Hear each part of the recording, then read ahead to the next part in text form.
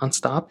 The Samsung Galaxy S21, it actually has pretty good battery too, but I will give the edge to the Pixel 5a for having the better battery life when it comes down to it. So in terms of that covers it up there. Now let's go and do a speed comparison between both these phones. The Galaxy S21 has that Qualcomm Snapdragon 865 chipset with 8 gigs of RAM, where the Google Pixel 5a has that Qualcomm Snapdragon 765G chipset with 6 gigs of RAM. So let's go and see which one is the faster one between both of these. Okay, so let me go and clear all the apps in the background, which I think are already cleared out, as you guys can see. Let's get into it. Let's do phone calls, 3, 2, 1. The S20 is right here, by the way. The Pixel 5a is right here. Hopping onto this one, let's do messages, 3, 2, 1. Pixel 5a is a little bit slower. The S20 is almost instantaneous. Google Play Store, 3, 2, 1. And that's the one thing about the Google Play or the specific, Galaxy S20.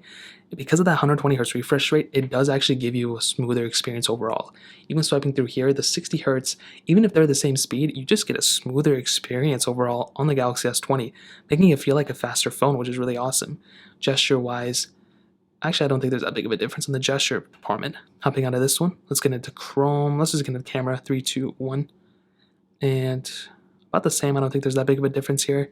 Let's get into some of these third-party apps. Let's do Temple Run 2, 3, 2, 1.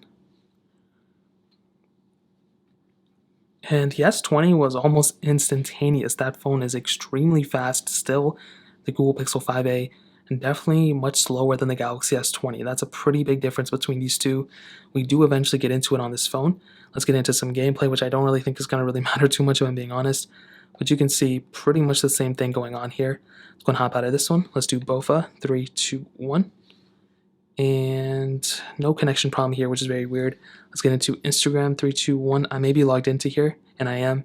So we'll just go ahead and log out of this one too. Let's get into Twitter, 3, 2, 1. Again, the Galaxy S20 is almost instantaneous. It still makes me think I have the app in the background, even though I don't. Snake vs. Blocks, 3, 2, 1. And again, the S20 was faster. I wasn't expecting the S20 to be this much faster. It's almost every single time that phone is a faster device. Gameplay-wise, they look about the same, but definitely it's faster on the Galaxy S21 or S20. Stack, 3, 2, 1. Add was faster to get into this one and then on the Galaxy S20, so keep that in mind. Quizlet, 3, 2, 1. S20 was faster there. Dune, I don't think I have here. Snapchat, which I also don't have here. I mean, that really pretty much covers up a majority of the apps. I think we have a pretty good opinion. Now, let's just go and see if we have any other apps that we can think of right out the gate. And that really pretty much covers it, to be honest. Now, I will load some of the background, but I will tell you, dude, I think the Galaxy S20 is the faster phone when it comes down to it. It's also a smoother phone because of that refresh rate.